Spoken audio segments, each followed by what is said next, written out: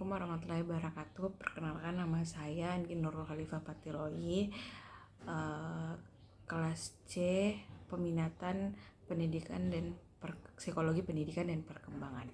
Nah, saat ini saya akan menjelaskan mengenai peta konsep tentang kewirausahaan dari perspektif berbagai disiplin ilmu. Nah, kewirausahaan ini tuh telah lama menjadi salah satu pergerakan utama pertumbuhan ekonomi dan pembangunan sosial dari berbagai negara.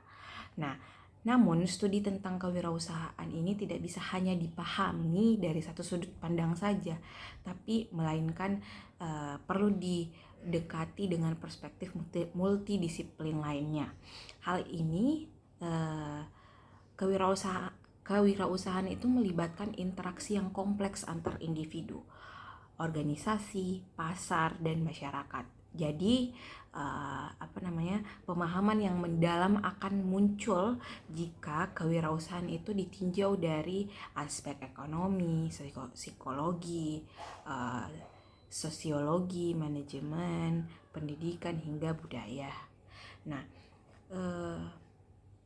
pendekatan multidisiplin memungkinkan analisis yang lebih holistik dalam melihat peran wirausaha sebagai agen perubahan sosial dan ekonomi. Nah, yang pertama itu ada perspektif ekonomi. Nah, perspektif ekonomi ini itu dalam kewirausahaan itu dipandang sebagai motor penggerak inovasi, pencipta lapangan kerja, dan pertumbuhan produk domestik bruto atau PDB. Nah, Jospek Schumpeter misalnya menekankan peran wirausaha itu sebagai inovator yang membawa perubahan melalui proses kreatif descuration. Nah, perkembangan ekonomi ini muncul dari inisiatif dalam sistem itu sendiri, seperti adanya ide-ide baru, inovasi, atau cara kerja yang berbeda. Kemudian kegiatan berusaha itu atau entrepreneurship itu merupakan tokoh utama dalam proses perkembangan ekonomi, di mana wirausaha berperan dalam bentuk arah perkembangan ekonomi dengan menciptakan inovasi baru, dan kemudian hal tersebut membuat perubahan dalam sistem ekonomi. Nah, kemudian dari perspektif psikologi itu memberikan pemahaman tentang karakteristik individu wirausaha, termasuk dari pola pikir, toleransi terhadap risiko, kreativitas, serta ketahanan menghadapi kegagalan. Nah, penelitian ini menunjukkan bahwa kepribadian proaktif, self-efikasi, dan locus of control internal menjadi prediktor penting dalam keberhasilan wirausaha. Nah, selain itu, aspek kesehatan mental juga mulai diperhatikan, karena stres yang tinggi itu seringkali dialami oleh pengusaha pemula. Nah, oleh karena itu psikologi berkontribusi dalam pengembangan intervensi untuk memperkuat ketangguhan psikologis wirausaha. Nah, dalam ilmu psikologi, teori yang digunakan itu adalah teori motivasi dari MC Sallent, yang menyatakan bahwa need of achievement mempengaruhi perilaku berwirausaha seseorang. Dengan orang yang mempunyai need for achievement itu yang tinggi biasanya menjadi wirausaha yang sukses. Seperti itu. Nah, kemudian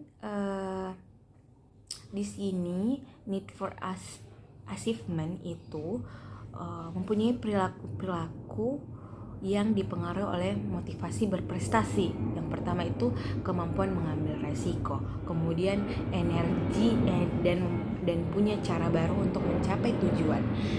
Kemudian memiliki tanggung jawab pribadi yang mana maksudnya ialah wirausaha harus berani menanggung tanggung jawab atas keputusan yang diambil, kemudian membutuhkan feedback. Nah, kemudian yang ketiga itu dari sudut sosiologi. Nah, sosiologi ini itu dari menjelaskan kewirausahaan itu dipahami sebagai fenomena sosial yang dipengaruhi oleh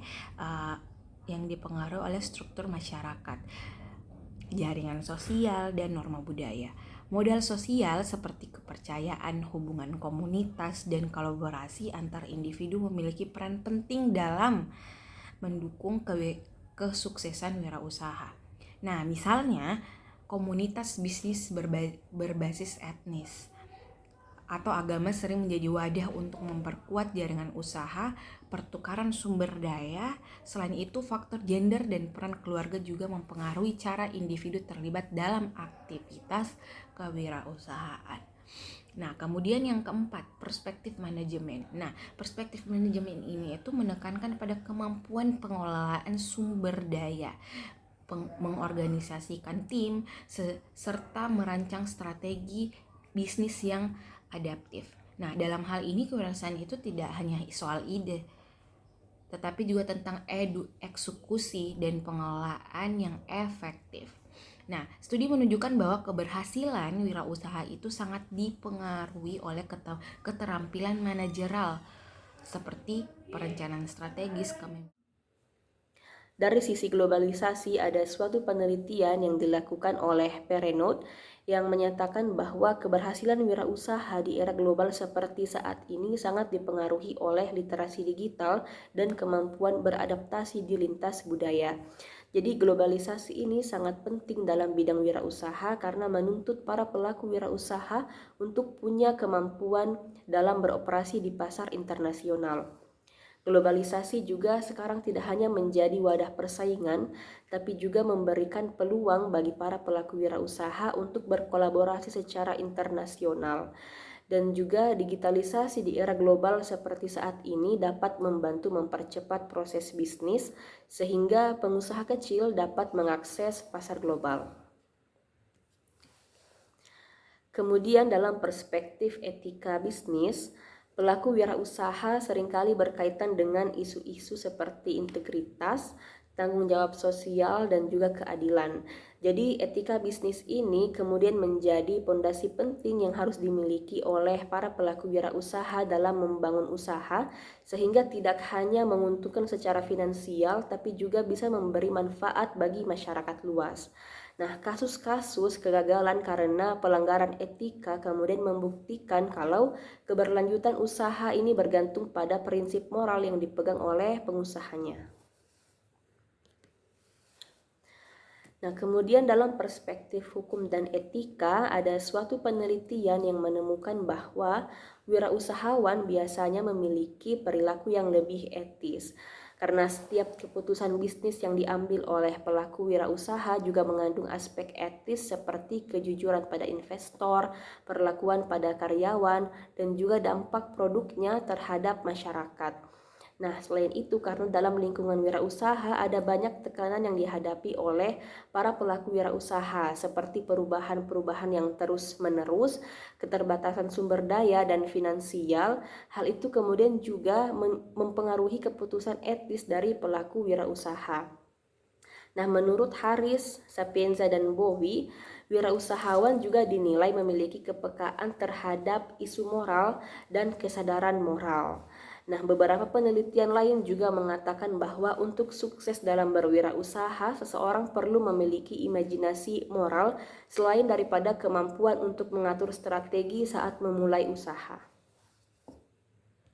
Oke, selanjutnya adalah perspektif budaya terhadap kewirausahaan.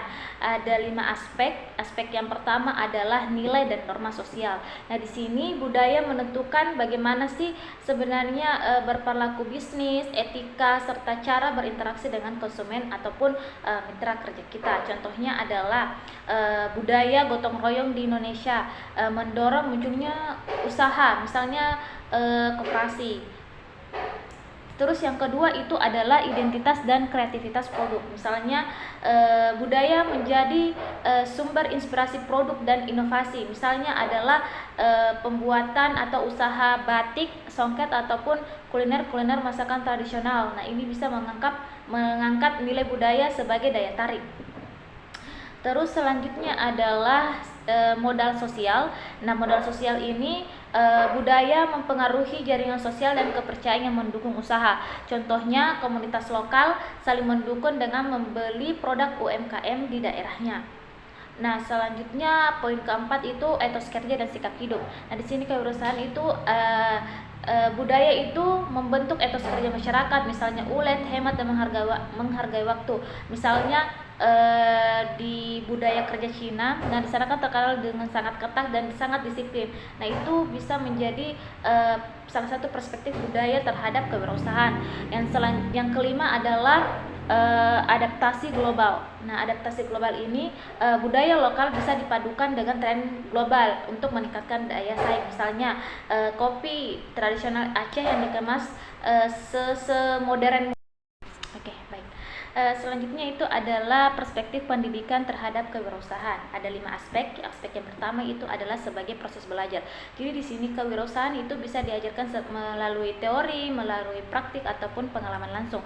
Nah, contohnya siswa SMA mengikuti pelatihan membuat makanan ringan dan kemudian dijualkan ke pasar-pasar sekolah untuk sebagai belajar membangun sebuah bisnis. Yang kedua yaitu adalah pembentukan karakter. Nah, pembentukan karakter ini di sini kewirausahaan itu melatih kita untuk menjadi seorang pribadi yang disiplin, yang kerja keras, yang bertanggung jawab dan tekun. Nah, di sini misalnya contohnya itu mahasiswa yang menjalankan sebuah program student company harusnya mampu dong mengatur jadwal produksinya bagaimana laporan keuangannya dan bagaimana alur produksinya. Nah, selanjutnya itu adalah yang aspek ketiga itu kemandirian dan pemberdayaan. Di sini kewirausahaan itu dari segi perspektif pendidikan menekankan agar siswa itu mampu menciptakan lapangan kerja, bukan hanya untuk mencari pekerjaan. Misalnya kampus membuka lowongan inkubator bisnis, yaitu mendampingi mahasiswa merintis startup hingga bisa memperkerjakan orang lain. Nah, selanjutnya itu yang keempat adalah sebagai integrasi dalam kurikulum. Nah, di sini kewirausahaan itu dipadukan dalam pembelajaran formal maupun non formal. Misalnya di dalam sekolah itu ada yang namanya mata pelajaran prakarya, dan di sini siswa diharapkan untuk melakukan pembuatan kerajinan yang kemudian dijual secara online ataupun offline yang meliput dalam sebuah program yang dinamakan program magang UMKM untuk siswa SMK. Nah, yang terakhir yang itu adalah sebagai kontribusi sosial. Nah, usaha ini yang kita ciptakan itu tidak hanya untuk kepentingan pribadi, tetapi untuk kepentingan masyarakat itu sendiri. Dan contohnya itu adalah siswa membuat misalnya tas dari bahan-bahan plastik dan menjadi tas ramah lingkungan. Nah, ini bisa dianggap sebagai kita peduli terhadap lingkungan. Nah, dapat disimpulkan bahwa pendidikan sebenarnya itu melihat kewirausahaan sebagai alat untuk membangun generasi yang kreatif, yang mandiri, yang berkarakter dan peduli sosial. Oke. Jadi dari perspektif budaya ini, kewirausahaan itu dipandang sebagai wujud nyata hubungan antara ekonomi dan identitas sosial. Bukan hanya sebagai mencari keuntungan, tetapi juga bisa menjaga warisan budaya, memperkuat solidaritas, dan menyesuaikan diri dengan perkembangan global. Nah, dengan menggabungkan nilai budaya dan strategi modern ini, kewirausahaan menjadi motor penggerak ekonomi sekaligus pelestari identitas bangsa. Nah, selanjutnya adalah perspektif teknologi dan inovasi terhadap kewirausahaan. Ada 3 poin. Yang pertama itu digital otomatisasi. yaitu teknologi yang memungkinkan otomatisasi produk, distribusi hingga pemasaran. Proses bisnis ini menjadi lebih efisien dan cepat, misalnya penggunaan aplikasi kasir atau yang biasa disebut dengan POS di UMKM makanan itu bisa mempermudah atau mencatat transaksi dan mempermudah laporan keuangan. Yang kedua yaitu sebagai akses pasar global. Di sini melalui internet wirausaha dapat menjangkau konsumen, misalnya menjual di marketplace atau menjual di Shopee, menjual di Tokopedia dan lain-lain sebagainya. Yang terakhir adalah sebagai inovasi produk dan layanan. Nah, di sini teknologi ini mendorong munculnya inovasi baru, baik dari sisi produk maupun cara melayani konsumen. Nah, di sini tuh yang menjadi contohnya itu sebagai aplikasi transportasi, misalnya Gojek, Maxim, Grab, dan lain-lain sebagainya. Oke, sekian dari saya, akan dilanjutkan oleh teman saya. Baik, saya Titania Salsabila Mahatma akan melanjutkan penjelasan materi dari kelompok kami. Adapun multidisiplin ilmu kewirausahaan bisa juga dilihat dari perspektif kebijakan publik. Hal ini karena regulasi, dukungan pemerintah, dan juga kebijakan fiskal sangat mempengaruhi ekosistem kewirausahaan. Program seperti insentif pajak, akses pembiayaan, dan juga inkubator bisnis berperan besar dalam meningkatkan peluang keberhasilan kewirausahaan. Studi Global Entrepreneurship Monitor pada tahun 2023 menegaskan bahwa ekosistem yang kondusif dengan regulasi pro-bisnis cenderung meningkatkan tingkat kewirausahaan di suatu negara. Dengan demikian, perspektif kebijakan publik juga harus dipertimbangkan sebagai bagian dari peta konsep kewirausahaan multidisiplin. Lalu selanjutnya adalah perspektif lingkungan. Hal ini menjadi bagian penting dari kewirausahaan modern karena kewirausahaan sosial dan juga green entrepreneurship tumbuh sebagai respon terhadap isu lingkungan global seperti perubahan iklim dan juga keberlanjutan energi. Peneliti menunjukkan bahwa wirausaha yang berorientasi pada tujuan sosial dan lingkungan memiliki dampak positif yang signifikan terhadap pembangunan keberlanjutan. Hal ini menurut Adidi pada tahun 2025. G. Nyawali dan Vogel pada tahun 1994 menerangkan bahwa kondisi lingkungan berperan dalam mengembangkan kewirausahaan. Istilah entrepreneurship environment atau lingkungan kewirausahaan merupakan kombinasi dari beberapa dimensi yang memainkan peran dalam perkembangan kewirausahaan. Selanjutnya adalah perspektif gender.